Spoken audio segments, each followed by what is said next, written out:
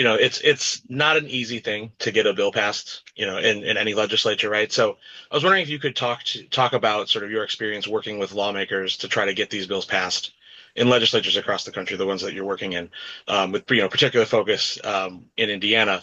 What's that been like? Were there challenges, or was there mostly support, or how's that gone? Mhm. Yeah.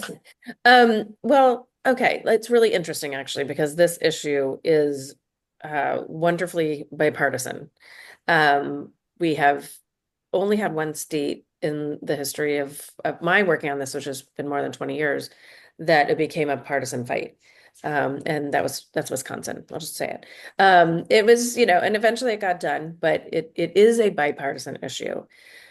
It's an issue that most people, when they hear about, can't believe it's happening, actually. They kind of go, wait, what? We're collecting these and we're not testing them? Who does that? And so it's one of these issues it's a little bit difficult to understand, but once people understand it, they go, well, we're going to fix this. And we're like, well, that's great because we have a plan.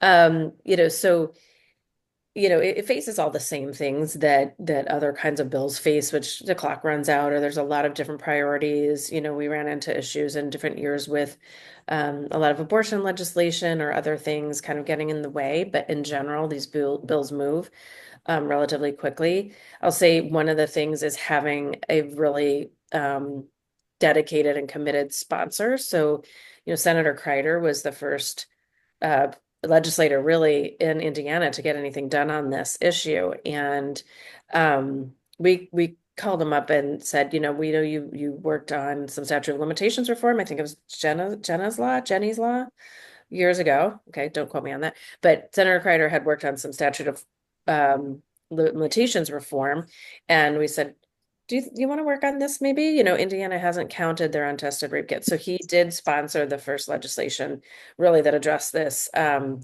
2017 to do a one-time inventory in the state. And after that, he's had several bills. He helped create the tracking system and just has been a great sponsor. So you need a champion really, and one person gets it and runs with it. And then that's kind of really where it starts. And it's also that public opinion is so easy to get on our side on this because, again, people hear that this is happening and they really are just surprised and shocked and angry. And especially when they know that there are dangerous people that are walking the streets in their communities because the criminal justice system has not done its job and taken these cases seriously. So anyway, we have a lot of that on our side. And because we have our 6 pillars of reform that we can say to every state, do this and you will end your backlog and it will never happen again. And it'll give survivors rights to know where their kid is. Do this and then you're good. So that's really easy for us to just hand everybody sort of this plan and help them carry it out.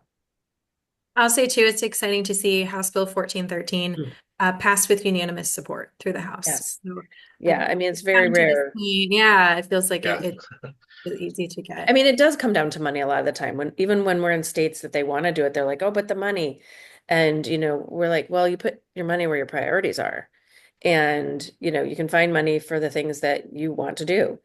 And in the end, testing rape kits actually saves you money. It saves communities money. So, we can present that information that has come out of Cleveland and Detroit and other places to say you actually are saving money when you do this, especially in like future averted costs of victimization. So that kind of solves the money problem. But that generally is like actually the biggest problem is the money.